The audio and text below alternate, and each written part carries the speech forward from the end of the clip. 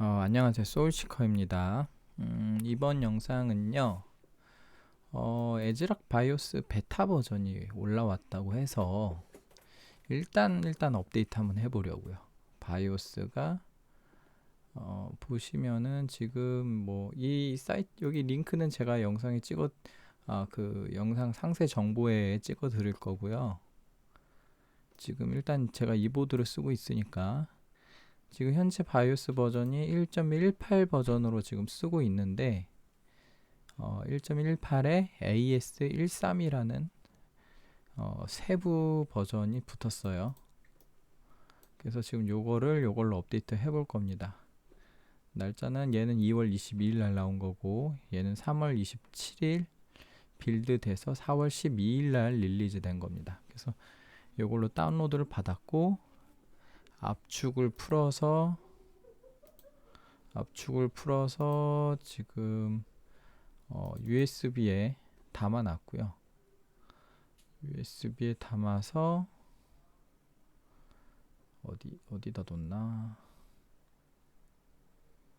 보시면 요렇게 AS13 버전의 바이오스를 여기다 담아놨어요. 이걸로 업데이트를 한번 해볼게요.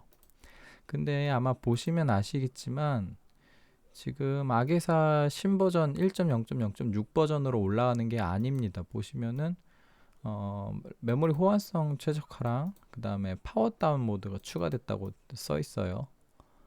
그래서 악에사 코드는 1.0.0.5C로 여전히 유지될 거라고 지금 판단됩니다. 일단은 그래도 업데이트 해볼게요. 별 차이는 없을 것 같은데 저 파워 다운 모드 한번 해보고 싶어서.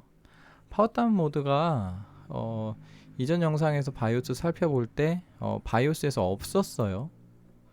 없어가지고 왜 없지? 뭐 이렇게 했었는데 근데 이제 이 바이오스를 업데이트하면 파워 다운 모드가 생길 것 같아요.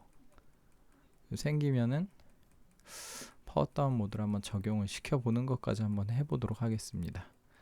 바이오스 진입을 하고요. 진입한 상태에서 참고로 바이오스 업데이트 하면요 여기 세이브 해놨던 거 다 날라가거든요. 프로필 여기 세이브 했던 거 다 날라가니까 글쎄요 이거를 USB에 저장해 놨다가 불러오게 하면은 정확히 불러오지 못할 수 있습니다. 버전이 달라서. 근데 이제 1.18 버전이니까 한번 해볼게요. 테스트 됐나? 뭐 이렇게 됐다고 치고 뭐 날라가면 다시 세팅하죠 뭐. 그리고 업데이트는 여기서 인스턴트 플래시로 예 요걸로 밑에 거 예. 자 이제 파워 끄지 말라고 나오면서 꺼지네요 지가. 제가 꺼질 거면 왜 파워 끄지 말라고 적어놨어?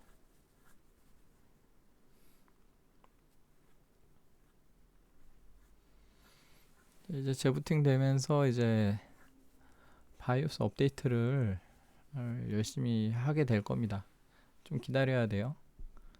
이제 이 화면에서는 키보드도 안 먹고 마우스도 안 먹습니다. 기다리는 김에 다시 이전 영상에도 한번 읽었는데 왼쪽 상단에서 적혀 있는 거 한번 읽어보면 워닝, 경고, 시스템 펌웨어가 지금 업데이트 되고 있습니다. 키보드가 락이 되었대요. 그리고 do not turn the power off 대문자로 적어놨어요. 파워 끄지 말라고. 한번 펌웨어 업데이트가 완료되면 시스템이 자동적으로 리부트 될 겁니다 라고 이렇게 적혀 있습니다. 디스크립션에 밑에 QR 코드가 적혀 있네요. QR 찍으면 어떻게 될까? 귀찮으니까 해보진 않을 건데 일단은 제가 이거 바이오스 테스트까지 하고 바이오스 이제 또 적용되면 이제 파워 다운 모드나 기어 다운 모드까지 적용을 한번 해가지고 메모리 오버클럭에 영향을 미치는 그 정도를 좀 테스트를 해보고. 그런데 그런 건 있어요. 지금 젠4에서 파워 다운 모드를 적용하면은 일단 두 가지 단점이 발생을 하는데, 하나는 부팅 속도가 느려진다고 해요. 파워 다운 모드를 에네이블 함으로써 부팅 속도가 지금 빨라진다고 하니까, 뭐 지금 부팅 속도가 제일 빠르다고 하는 에즈락 보드에서 과연 이 파워 다운 모드를 적용했을 때 부팅 속도가 얼마나 느려질지, 그거랑 그다음에 이제 레이턴시에 영향을 주는 요소 중에 레이턴시는 조금 더 단축이 되는데, 근데 이제 메모리의 안정성이 좀 떨어지는 문제가 있었어요. 그러니까 뭐라 그럴까, 좀 타이트하게 조여놓은 상태에서 파워 다운 모드를 적용시키면 이제 안정화를 다시 봐야 되는, 시스템이 막 픽픽 꺼지고 블루 스크린 뜨고 그런 증상이 없지 않아 있어서, 파워 다운 모드와 기어 다운 모드를 적용을 하려면 제 생각에는 아마도 램 오버클럭이 끝난 상태에서 이 옵션을 적용하는 것보단 오버클럭을 아예 시작하기 전부터 옵션을 적용을 한 이후에 안정화 툴을 돌리면서 안정화 작업을 진행을 하는 게 어떨까 싶습니다. 그렇게 하면 되지 않을까 싶어요. 일단은 해볼게요. 내피셜이고 지금까지 얘기 드린 거는 뭐 인터넷에서 떠돌아다니는 정보 가지고 뭐 어느 정도 이제 추정하는 겁니다. 추정. 바이오스가 업데이트 됐고요. 부팅이 생각보다 그렇게 느리진 않은데, 파워 다운 모드를 아직 적용을 안 했구나. 좀 더워서 창문을 열어놨더니 지금 시끄러워요. 지금 이제 여름인 것 같아요. 이제 더워요. 봄과 가을이 없어지고 바로 이제 겨울에서 여름으로 갔다가 또 갑자기 추워지고 다시 또 더워지고. 방송을 할 때는 항상 제가 문을 닫고 있어서 밖에 안 들리게 방문을 닫고 있거든요. 일단 바이오스 업데이트가 됐고요. 한번 바이오스에 들어가서 살펴보도록 하겠습니다.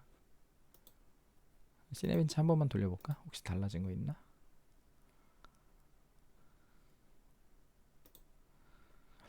그래서 제가 일단은 녹화를 할 때는 항상 방문을 닫아 놓는 상태라서 방이 많이 더워요. 계속 뭔가 안정화 툴 돌리고 이러면. 그래서 이제 창문을 열었는데 제법 소음이 나는데 혹시 들릴지 모르겠어요. 마이크가 그렇게 좋은 마이크는 아니고요. 그냥 USB 타입인데, 컨덴서 마이크도 잠깐 써봤는데 별로 차이가 안 나는 것 같아요. 뭐 노래를 부른다거나 그러면은 차이가 날까 싶긴 한데요. 저도 그런 좋은 마이크에 욕심을 좀 부려봤는데 생각보다 그냥 말소리 녹음하는 정도에는 차이가 없어서 그냥 처분하고 이거 그냥 싸구려 씁니다. 싸구려. 점수는 비슷하네요. 그냥 비슷하고 뭐 배수 터지는 것도 비슷하고 전력 사용량도 뭐 비슷하고 뭐 달라진 게 없네. 바이오스에 일단 진입해 볼게요. 감기는 점점 나아지고 있어요. 이제 거의 끝물 같아요. 목소리 좀 많이 돌아오지 않았나요? 뭐 예전에 이제 제 피드백 주시는 분들 얘기를 들어보면 뭐 목소리가 좋다 이런 소리도 들어봤는데, 실제로 제가 연애할 때 전화 통화를 많이 했어요. 뭐 노래도 불러주고. 자, 일단은 지금 바이오스에 들어왔는데 달라진 게 뭐가 있을까? 프리셋 똑같고요. TJ Max 이거 똑같고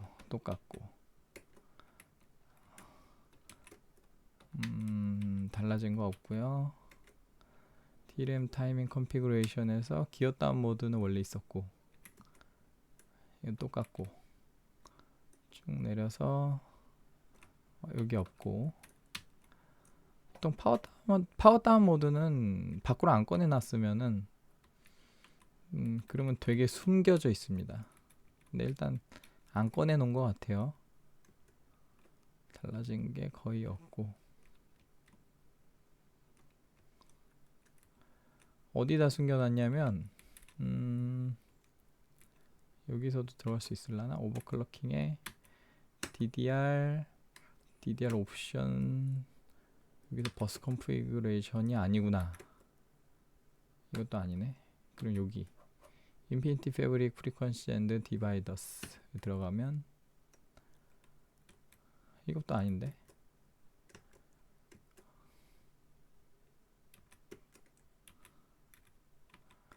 아이씨, 이거 잘못 건드리면 안 돼. 이거 잘못 건드리면 진짜 안 됩니다. 3200 고정돼 버려요. 오토로 바꿔도 3200으로 됩니다. 이거는 잘못 건드리면 안 되고. 아니 왜 없지? 여기 없으면요. 아직 우리에게는 CBS가 있어요. CBS에 메모리 관련된 건 거의 DF가 아니라 UMC의 타이밍은 아닐 것 같고 컨트롤러 컨피그레이션에 DDR 파워 옵션 찾았다. 디세이블. 아 근데 이거 디세이블 하기 전에 일단 성능 비교를 하려면 한번 돌려봐야 되겠죠. 지금이 5600 클럭이고 5600 클럭의 순정 상태에서 파워 다운 모드, 에네이블, 디세이블 요것만 한번 비교해 볼게요. 지금은 파워 다운 모드랑 기어 다운 모드가 둘 다 에네이블 상태입니다. 뭐 순정 상태에서 디세이블로 돌렸을 때 안정성이 뭐 이상해진다거나 그러지는 않겠죠. 설마 지금 오버클럭을 빡빡하게 한 것도 아닌데.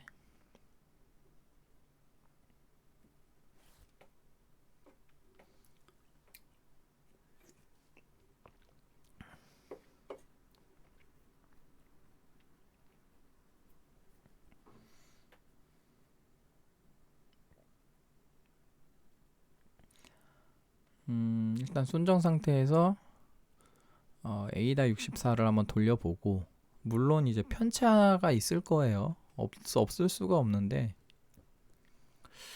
편차 제어를 어떻게 해야 될까? 조금 고민이 되네요.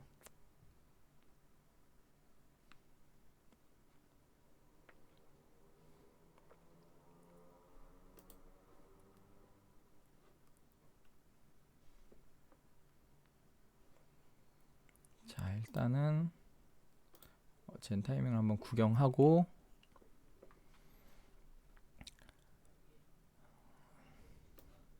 자 여기 보면 이 GDM이 기어 다운 모드라 그래서 enable 되어 있고요. 파워 다운은 여기 있죠. 얘도 enable 되어 있습니다. 지금 둘 다 enable 상태고, 클럭은 5600이고 타이밍은 표준 값이에요. 다 오토 상태 표준값, 전압 1.1V. 자, 이 상태에서 백그라운드 초기화를 한번 돌리고,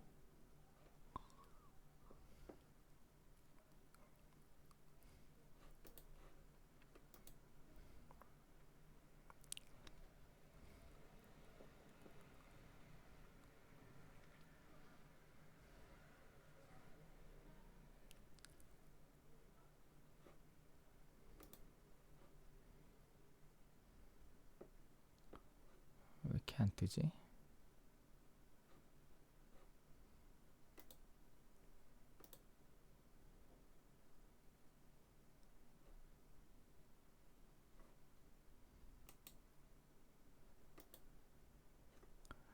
가는 날이 장날이라고 영상 찍는데 안 되면 어떡해. 됐다. 자, 요걸로 일단 너는 들어가. 자, 메모리 테스트만 돌릴 겁니다.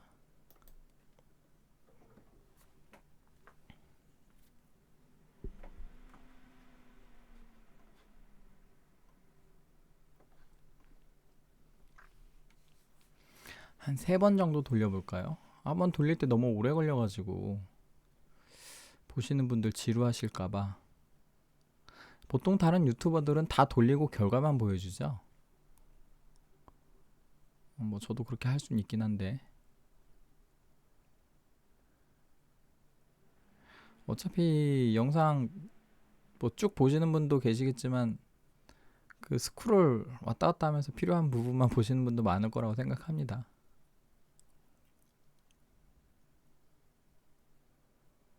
리드 값하고 카피 값 낮게 나오는 건 정상이에요. CCD 한 개짜리 제품이라 그렇습니다.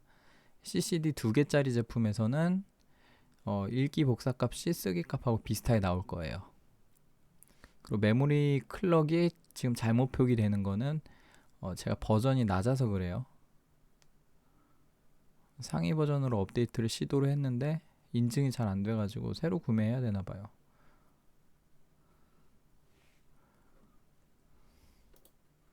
자, 제가 이거를 따로 메모를 해두겠습니다. 지금 쓰고 있는 컴퓨터에 뭔가 띄우면은 레이턴시에 영향을 줄까봐 그래서 따로 메모를 해두고요. 어차피 제가 컴퓨터가 두 대라 녹화용 컴퓨터에 메모를 해놓고 두 번 더 돌려볼게요.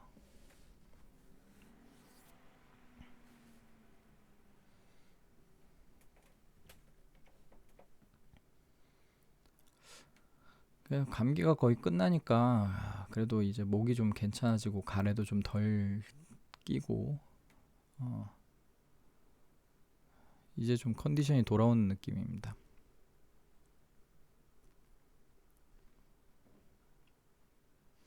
저번에 녹화할 때는 말을 많이 했더니 아우 목이 진짜 계속 갈라져가지고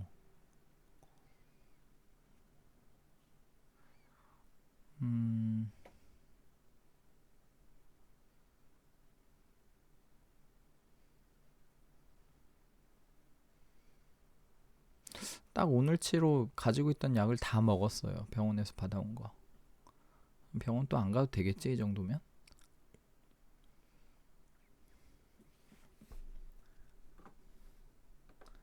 새로 돌린 값을 다시 메모해두고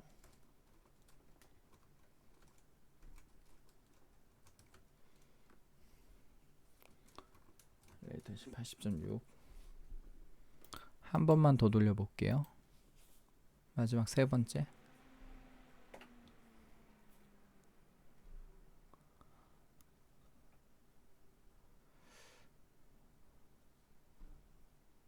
보통 녹화할 때 좀 잔잔하게 말하게 되면서 좀 저음을 많이 쓰게 되는 것 같아요. 근데 제가 사실 그렇게 목소리 톤이 낮은 편은 아닙니다.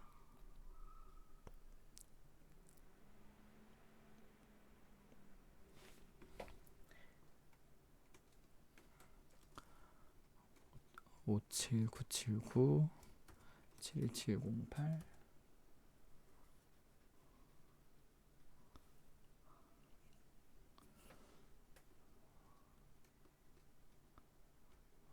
7357 마지막 레이턴시는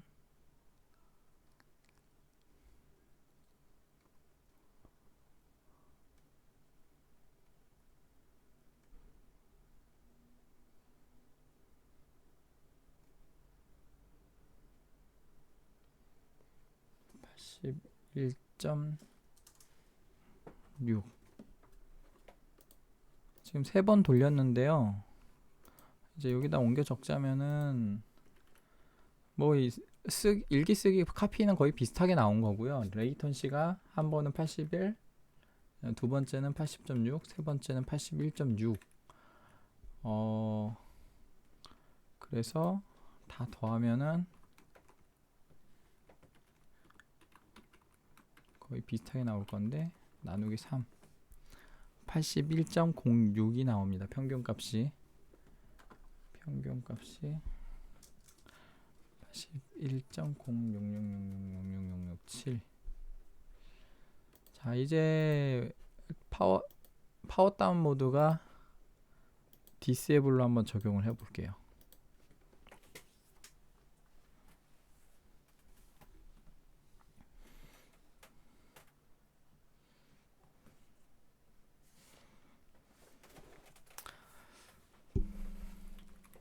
파워다운이라는 거는 이제 메모리를 안 쓰게 될 때 거기서 이제 전압을 빼두는 그런 메커니즘인데,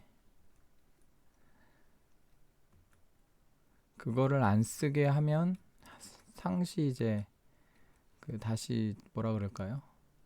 안 쓰던 걸 쓰려고 다시 돌리는 그런 변환 작업 같은 거를 안 해도 돼서, 그래서 성능이 올라가는 겁니다. 레이턴시가. 이게 아니지. 컨트롤러 컨피그레이션이죠. 아마 오토가 에네이블이었으니까 이제 디세이블로 바꿀 거예요.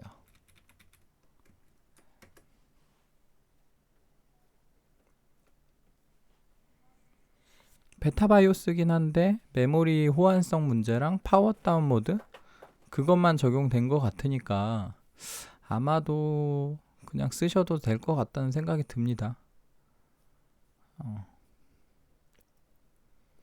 뭐 파워 다운 모드에 있으면 좋은 거고, 메모리 호환성 개선이 된 거면 개선된 거대로 또 좋은 거고.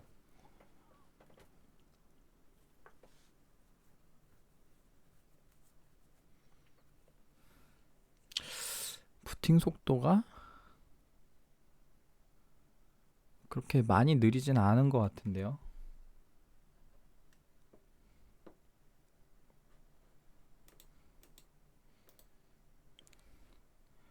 작업 관리자에 어디에 나오더라? 37.8초가 걸렸네. 재부팅 속도 한번 이따가 측정해 볼게요.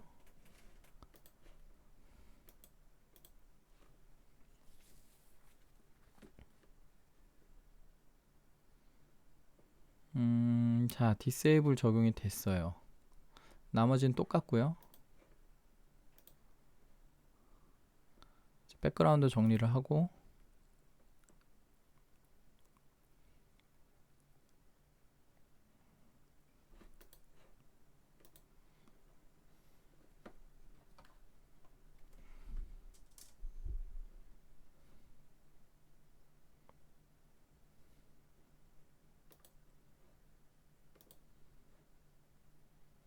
이거 뜨는 게 왜 이렇게 느리게 뜨지?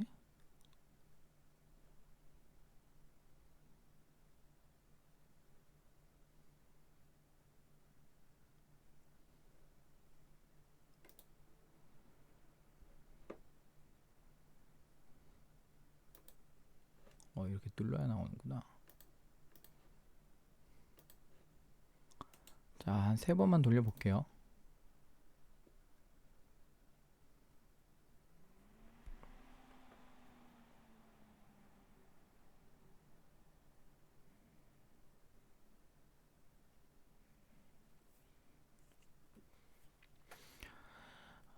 기어 다운 모드는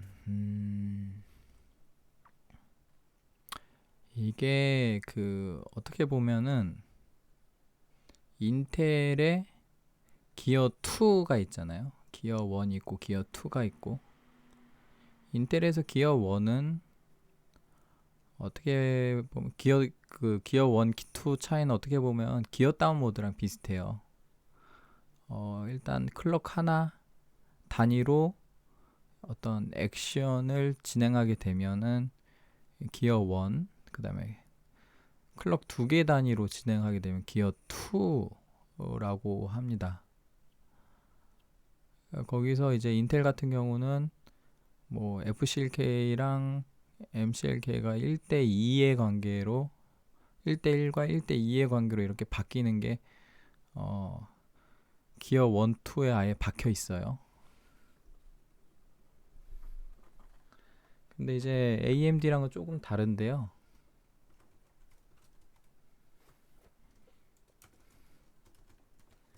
일단 잠깐 메모를 좀 하고 78.3. 일단 레이턴시 낮아졌죠?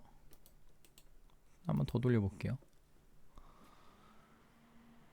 이거 AMD에서는 이제 MCLK, FCLK, UCLK라는 세 가지 단계로 가게 되고, 이제 버미어 젠3 때까지 DDR4 때까지는 이제 이 세 가지의 클럭을 동기화시키는 걸 1대1이라고 불렀어요. IF 1대1.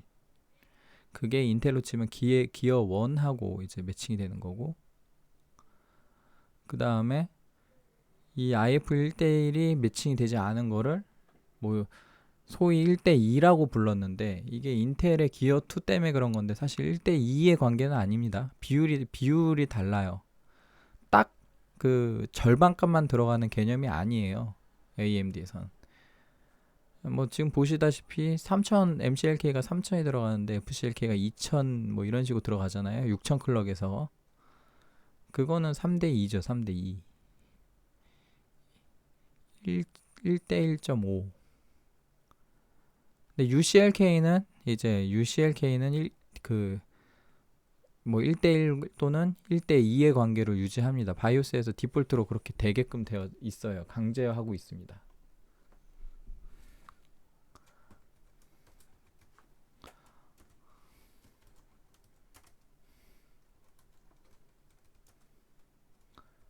레이턴시가 또 78.3이 나왔네. 마지막으로 한 번만 더.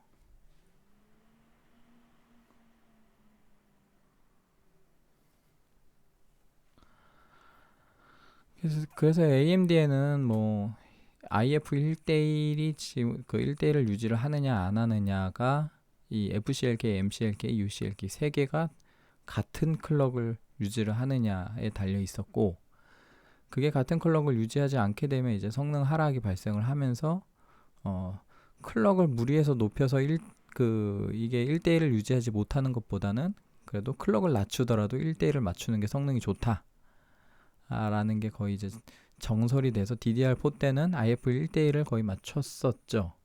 클럭을 한 3800 클럭 정도까지만 쓰면서 그때도 FCLK 더 들어가고 그랬어요. MCLK보다 더 높은 값도 쓸 수 있었습니다. 사람들 안 해봐서 잘 모르실 거예요. 전 다 해봤고. 이제 근데 이게 DDR5로 오게 되면서 FCLK를 물리적으로 올릴 수 있는 한계가 있어요. 근데 MCLK를 엄청 올려야 되는 상황에 온 거야. MCLK를 올려야 되다 보니까 FCLK를 못 올린단 말이에요. 이게 물리적으로 못 올려요. 물리적으로. 그러다 보니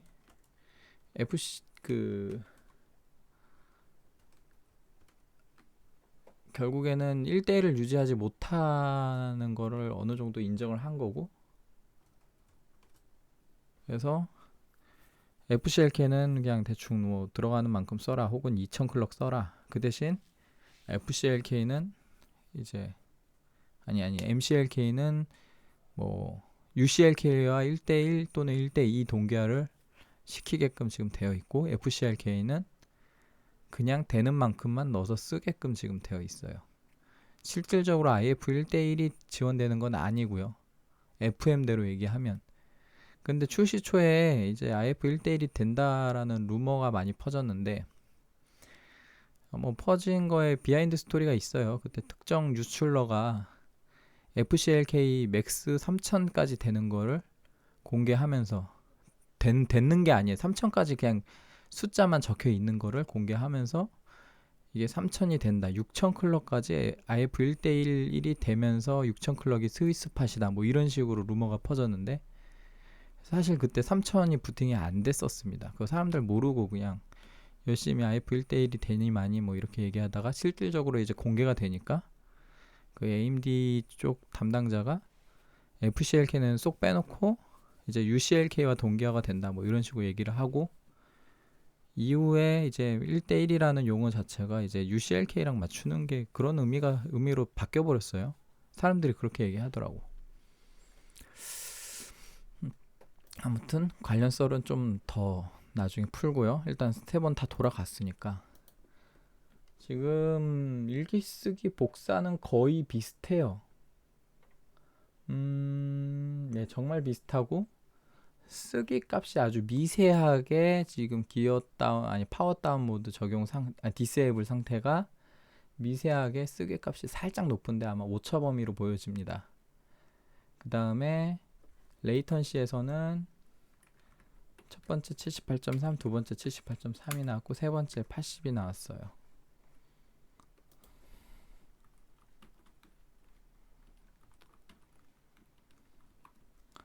평균을 구하면 78.86이 나옵니다.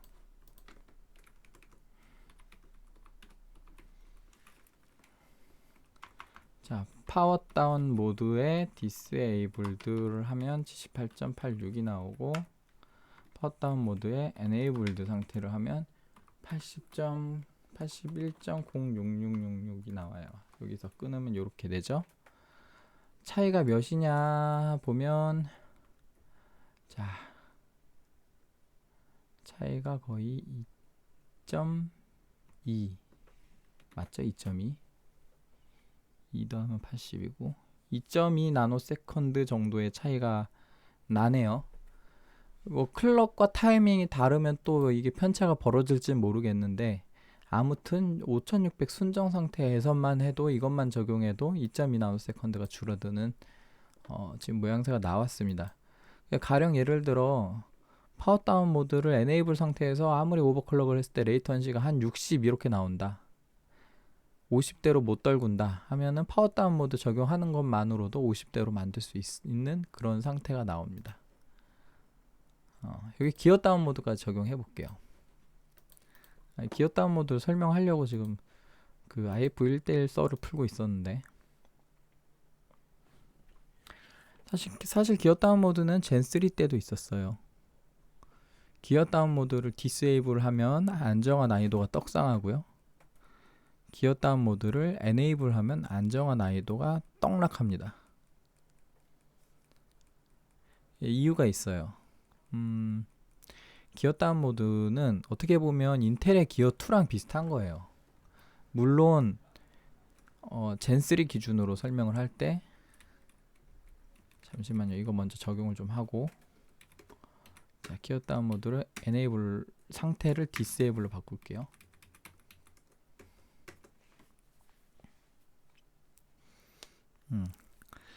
기어 다운 모드는 기어 2랑 비슷한데 차이점은 뭐냐면 인텔에서는 비율을 1:2로 맞춰버려요.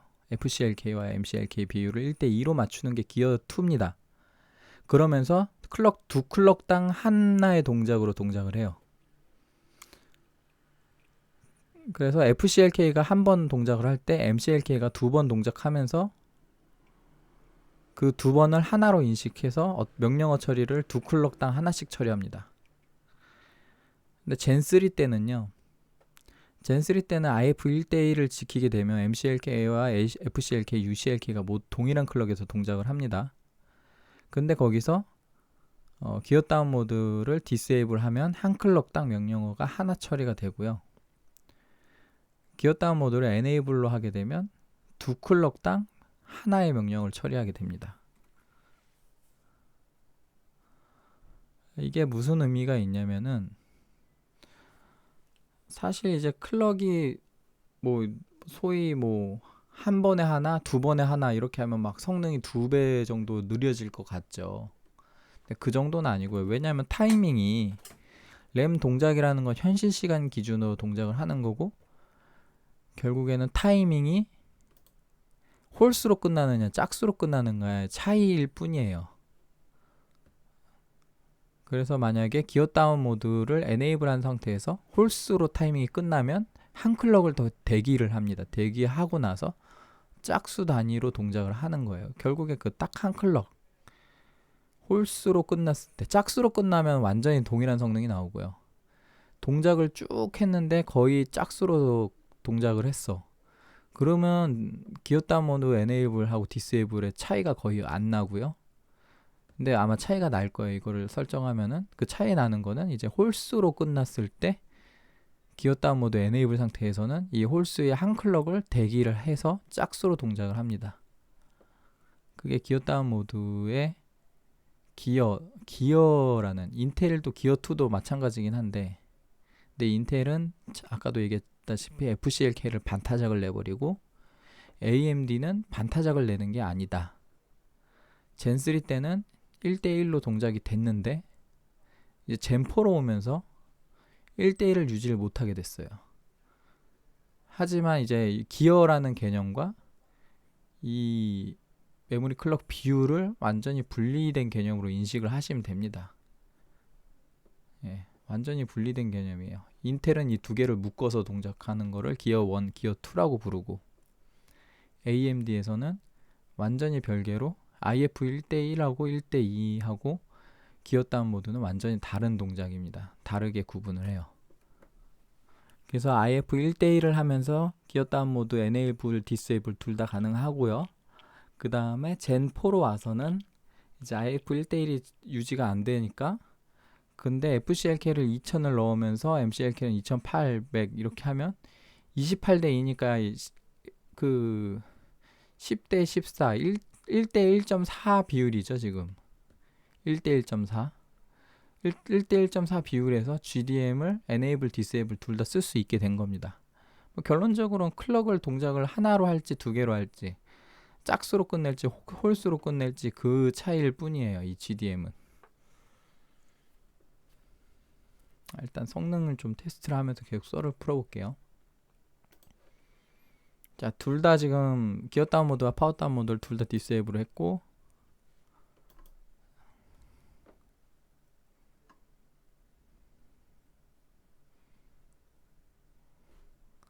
자, 백그라운드 정리하고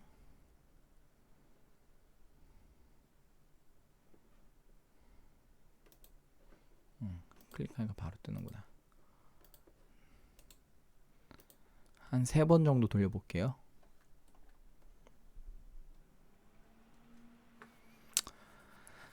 사실 뭐 이제 뭐 타이밍들이 거의 대부분 짝수로 끝내게 되면은 아예 성능 편차가 거의 없어지고요.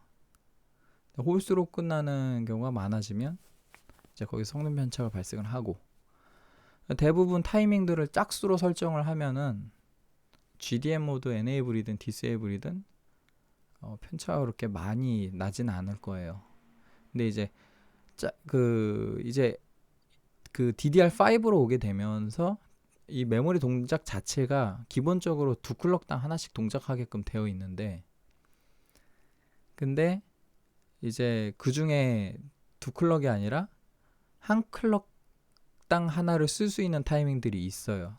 제가 이전 영상에서도 한번 설명한 적이 있는데 보통 이제 그 메모리에서 데이터를 쓰고 읽고 하는 단순 일기 쓰기 뭐 그런 작업을 하는 그런 사이클 관련된 타이밍은 거의 짝수로 동작하고요. 그 다음에 이제 사이 타이밍이라 그래서 뭐 뱅크 간, 뭐 뱅크 그룹 간, 뭐 랭크 간, 뭐 딤 간 이런 그런 딜레이를 결정하는 타이밍은 홀수를 쓸 수가 있어요. 근데 이제 GDM 모드를 썼을 때 이 타이밍들도 어떤 오더가 떨어질 때 짝수 단위로 기어 다운 모드를 설정하게 되면 두 클럭 단위로 그 시그널이 가고 기어 다운 모드를 디스에이블로 하면 한 클럭 단위로 시그널이 갈 겁니다. 일단은 메모를 하고 다시 또 썰을 풀어볼게요.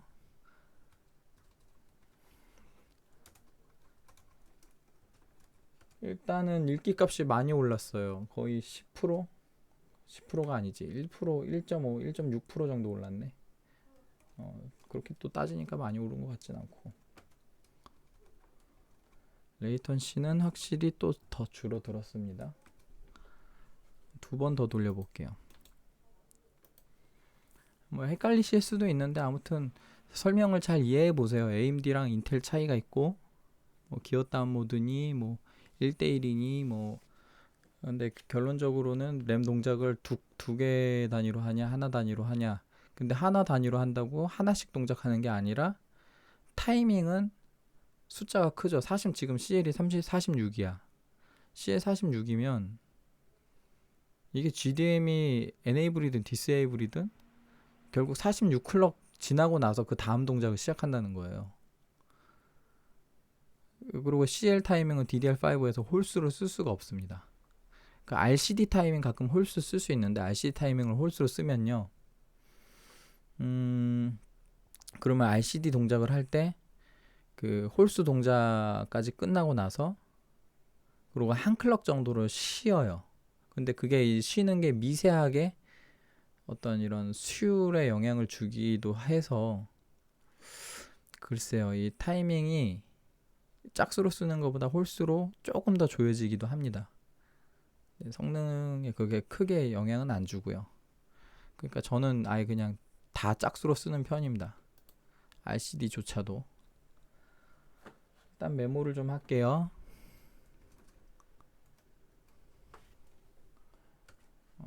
74592 58309. 기어 다운 모드 지금 성능 편차 별로 안 나는 것 같아요. 일단 딱 봐도. 자, 마지막 한 번 더 돌리겠습니다. 그래서 파워 다운 모드는 지금 봤을 때 확실히 성능에 영향을 많이 주는데, 기어 다운 모드는 이따 한번 결과 보여드리면 아시겠지만 뭐 성능 편차가 나긴 나요. 왜냐면 램 동작이 이 한 클럭이라고 해도 있잖아요. 예를 들어 램이 하나의 동작을 할 때 여러 가지 동작을, 그러니까 하나의 데이터를 뭐 가져오거나 쓰거나 할 때 타이밍들이 여러 개의 타이밍이 혼합이 됩니다. 그 혼합되는 것 중에 홀수 타이밍이 한 뭐 3개쯤 있었다고 쳐요. 그럼 한 3클럭 정도 세이브를 가능하잖아요. 디세이블하고 에네이블해서.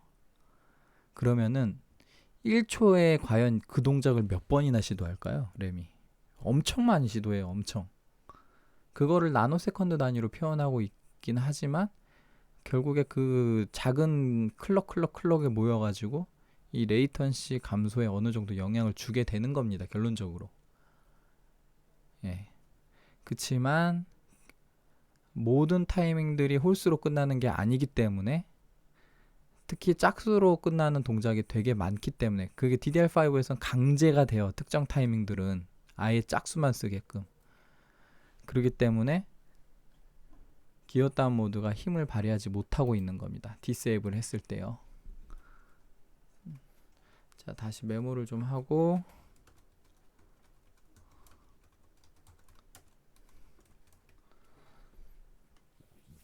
확실히 읽기 속도는 58,000 초반대에서 58,800 정도까지 올랐어요. 한 대략적으로 한 800 정도 올라갔고요. 실질적으로 성능은 뭐 5만대에서 800 오른 거니까 2%는 안 되고 1.6% 정도 될 것 같습니다. 그다음에 쓰기 값도 좀 올랐네요. 지금 보통 72,000에서 73,000까지 나왔는데 지금 보시다시피 73,000에서 74,000까지 나오고 있어요. 많게는 한 1000 정도 오른 것 같고요. 그 다음에 복사 값도 얘도 소폭 올랐어요. 한 500 정도 오른 것 같아요. 500 정도 오른 것 같고, 500이 뭐야? 얘도 한 거의 한 800에서 1000 정도 올랐네요. 500이 제가 잘못 계산했네요. 결론적으로 대부분 읽기 쓰기 복사 값은 대충 한 2% 조금 안 되게 상승을 하고요. 기어 다운 모드를 했을 때. 그 다음에 이제 레이턴시를 볼 건데, 자, 지금까지 나온 레이턴시를 이제 종합을 해볼게요. 순정 상태에서는 평균 값이 81.066, 이게 순정. 그 다음에 파워 다운 모드 디세이블드 할 때 평균 값이 아까 몇이었죠? 계산해 놓은 걸 안 적어놨네.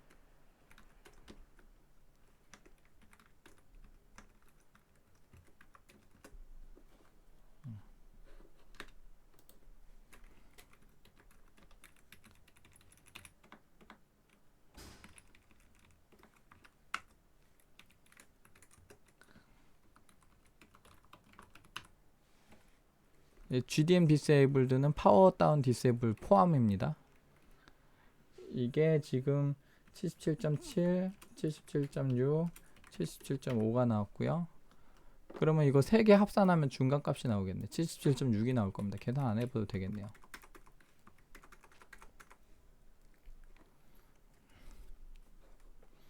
자, 보시면은 여기서 여기 올 때는 2.2 나노세컨드 줄어들었는데, 여기서 여기 지금 이제 여기서 여기 내려오는 거는 그래도 얘도 1.2 정도 세이브를 했나요? 지금 이 정도 차이. 결론적으로 여기서 요까지 내려오는 거는 두 개를 합산해서 3.4 나노세컨드 정도, 토탈 3.4 나노세컨드 정도를 세이브를 했습니다. 이 토탈이라는 거는 PDM 오프라고 표현할게요. PDM 오프 플러스 GDM 오프, 이렇게 하면은 결국에는 3.4 나노세컨드를 세이브를 하는 결과가 나왔어요. 예를 들어 그래서 두 개 다 enable 상태에서 만약에 내가 레이턴시를 한 60 나노까지 조였다, 그러면 PDM과 GDM 적용하는 것만으로도 대충 56.6 나노스 뭐 이런 식으로 줄어들 수 있다는 거예요. 뭐 오차 범위는 있을 겁니다. 근데 이 정도가 가능하다.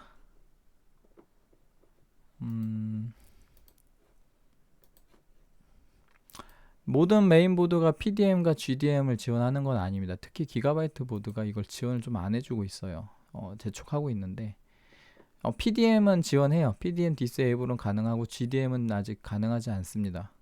근데 이제 PDM을 적용했을 때 제가 아마 메모리 오버클럭 영상 중에 PDM 다룬 게 없을 거예요, 거의. 왜냐면은 이거를 세팅하니까 조금 안정성이 떨어져서, 그럴 거면 차라리 얘를 처음부터 디세이블을 해놓고 나서 오버클럭을 하면 좀 얘기가 달라질 텐데요.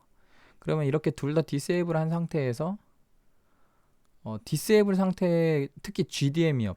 PDM 말고 GDM을 디세이블 하면 그 예전에 버미어 때부터 메모리 오버클럭 난이도가 떡상했었거든요. 왜 떡상하냐면은 이거 좀 그림을 그려야 되는데 메모리 클럭은 시그널이 파형을 그리면서 움직입니다. 이 클럭이 뭐 이렇게 이 정도 속도로 움직였다고 쳐요. 거의 균일한 모양을 계속 그릴 거야 아마.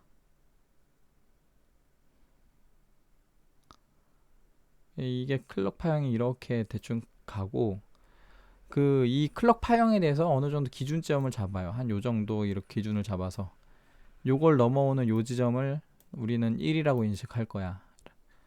요 지점을 0이라고 인식할 거야. 이렇게 합니다. 지금 제가 삐뚤게 그렸는데 이게 일자라고 보시면 돼요. 일자. 이게 여기가 0이고 요 부분이 0이고 요 부분이 0이고 요 부분이 1이다. 근데 이제 클럭이 높아지면 어떻게 되냐면은 동일한 시간에 좀 더 빠른 클럭을 달성하려면은 얘가 점점 촘촘해집니다. 이렇게 촘촘해져요. 클럭이 높아지면. 촘촘해지다 보면 어떤 증상이 발생을 하냐면은, 자, 이게 기준선이 이렇게 있는데 이걸 되게 촘촘하게 그리면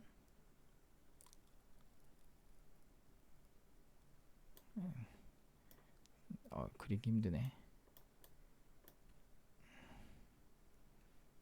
뭐 이렇게 클럭이 이렇게 생겨요.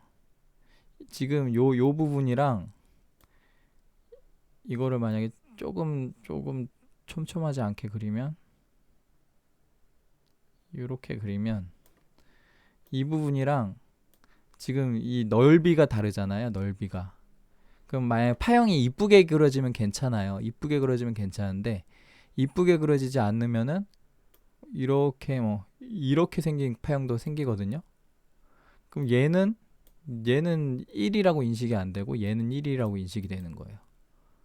조금 이상한 파형을 이제 우리가 이제 전압을 주고 뭐 그 다음에 전압에다가 그 임피던스라 그래서 어떤 뭐 저항값까지 더해져가지고 막 파형을 얘네가 그리기 시작해요.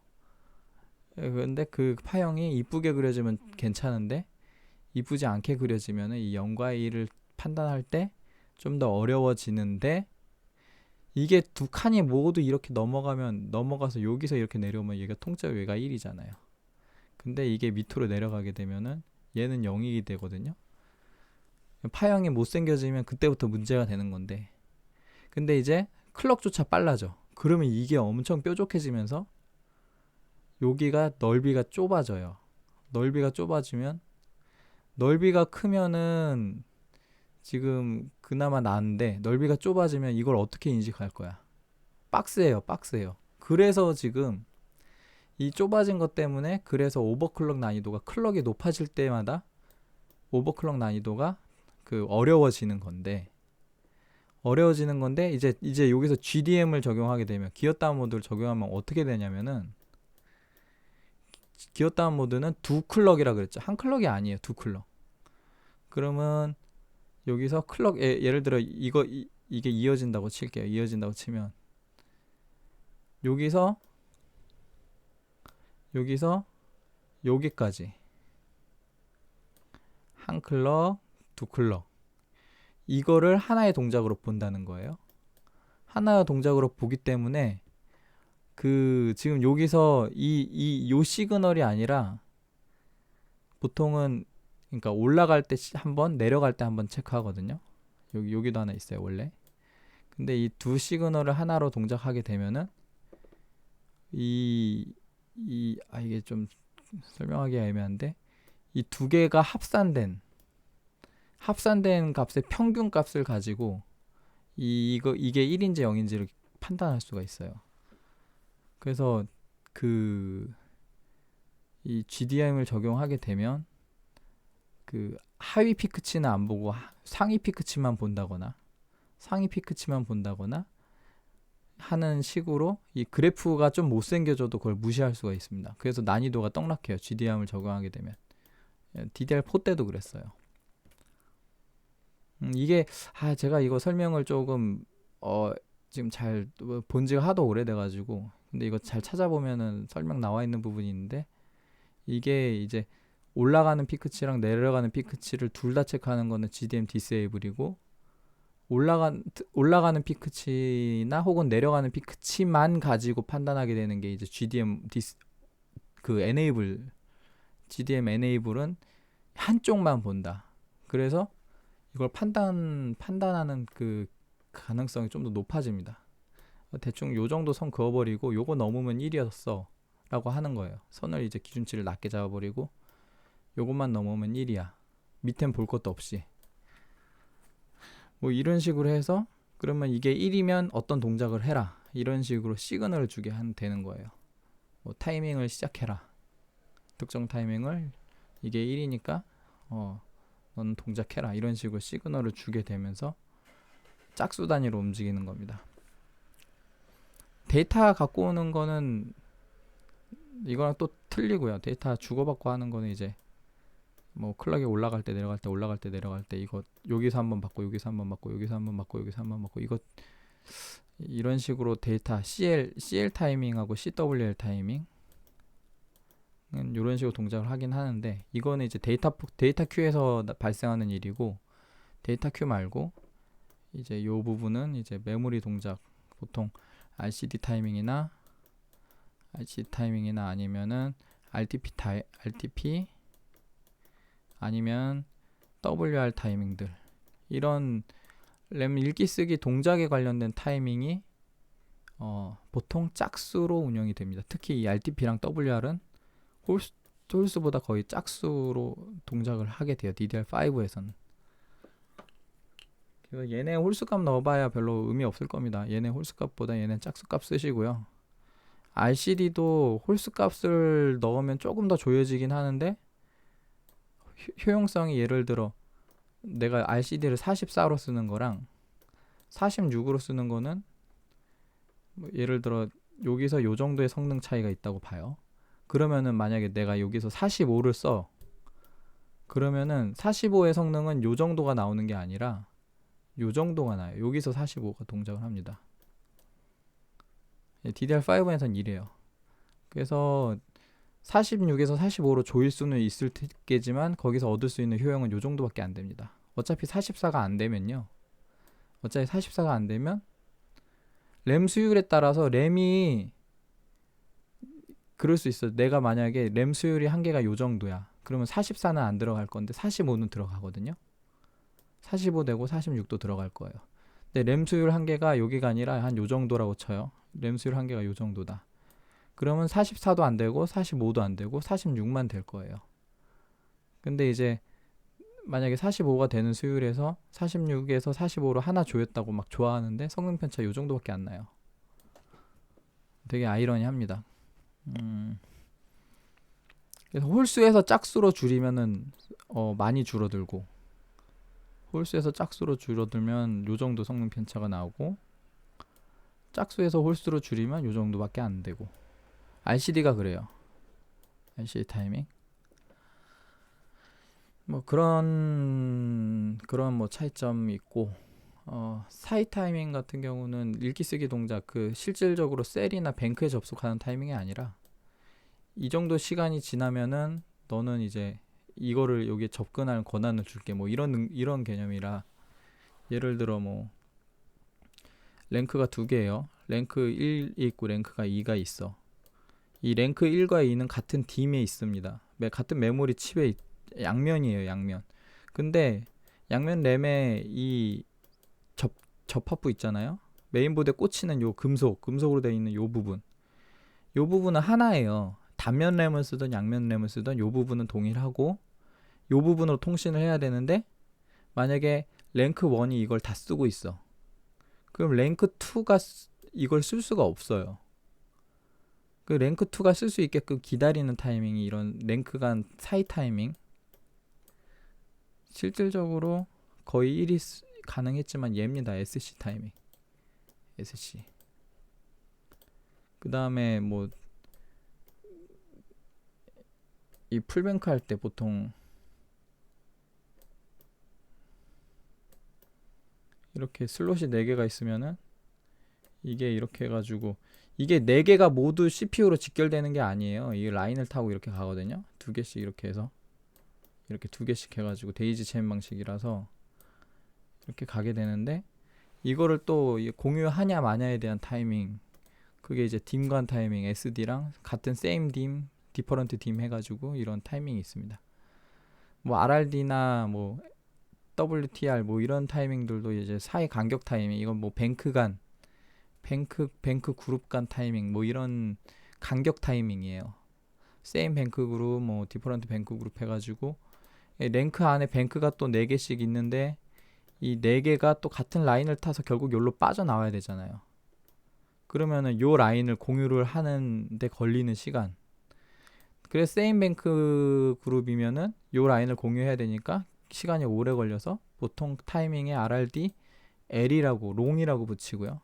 롱이라고 붙이고, 같은 세임 뱅크 그룹 간에는 이렇게 하고, 그럼 디퍼런트 뱅크라고 하면은 그러면 뱅크가 완전히 또 옆에 따로 있어요. 여기 병렬 처리랑 같은 거예요. 여기서 이렇게 이거를 공유하지 않아도 시그널이 너는 이 작업해 하고 여기다 던지고, 너는 요 작업해 하고 여기로 던지는, 요 라인만 공유하면 되는. 그래서 좀 더 짧은 시간 안에 이런 동작을 시킬 수 있는 타이밍이 짧다 그래서 S라 불러요.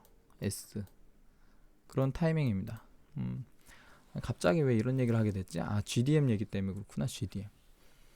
아무튼 GDM하고 PDM은 뭐 이렇게 이해하시면 되고, 성능에 분명히 영향 주는 거 확인했고요. 이걸로 오버클럭 하지는 않을게요. 이거 지금 벌써 지금 영상 1시간째 찍고 있어가지고, 오버클럭은 다음에 제가 뭐 하이닉스 메모리를 또 오버클럭 하는 걸 기획을 하고 있는데, 그때 뭐 PDM을 적용한다거나 그때 한번 해보도록 하겠습니다. 지금 이거 말고 더 많은 분들이 궁금해할 만한 거를 제가 하나 더 해서 해야 돼서 영상 여기까지 하고요. 지금 PDM하고 GDM 정도 알아봤어요. 기왕 업데이트 된 김에, 보드 업데이트 된 김에 알아봤고, 거기도 명시가 되어 있겠지만 이제 보드가 업데이트된 버전, 이 AS13 버전에서 뭐 PDM하고 램 호환성 정도만 좋아지고 별로 바뀐 게 없다. 그리고 베타 버전이지만 제 생각에는 그냥 써도 될 것 같아요. 왜냐면 그 개선 사항이 되게 뭐 별거 없어서 그런 식으로 하겠습니다. 영상 여기까지 하고요. 뭐 잘 소화해 보세요. 내용 GDM, PDM, 뭐 인피니티 패브릭 1대1, 뭐 기어 1, 2, 뭐 인텔과 차이점 이런 거 제가 쭉 설명드렸는데, 저도 이제 예전에 공부한 지가 오래돼서 긴가민가한 것도 있고, 최대한 제가 뭐 잘 설명하려고 노력했는데 뭐 글쎄요. 그 기어 원투에 대한 거는 인텔 문서 찾아보면 있고요. 그 영문으로 되어 있습니다. 어, 그래서 그거 읽어보면 조금 IF 1대1이랑은 달라요. 그걸 같이 생각하면 안 돼요. 근데 보통 사람들은 같이 인식을 하죠. IF 1대1하고 기어 1을 같이 보고 IF 1대2랑 기어 2를 같이 보는데 개념적으로 완전히 다릅니다. 여기까지 하고요. 원래 되게 간단히 끝낼 거라 생각했는데 영상을 벌써 1시간에 찍어버렸네. 아무튼 내용이 좀 어려울 수도 있지만 잘 소화해 보세요. 어렵다 싶으면 그러려니 하고 넘기세요. 이 정도까지 알려면은 정말 학구열이 많거나 나는 정말 오버클럭을 뭐 물고기만 받는 게 아니라 낚시하는 법을 알고 싶어. 그런 사람들만 이제 좀 궁금증 같은 거를 해소하는 그런 설명이지. 이거 몰라도 쓰는데 지장 없어요. 그쵸? 몰라도 옵션 바이오스에서 enable, disable 이렇게 바꾸기만 하면 되잖아요. 그쵸? 그러기 때문에 너 어렵다면은 대충 넘겨 들으세요. 이런 게 있구나. 시청해주셔서 감사합니다. 영상 여기까지 하겠습니다.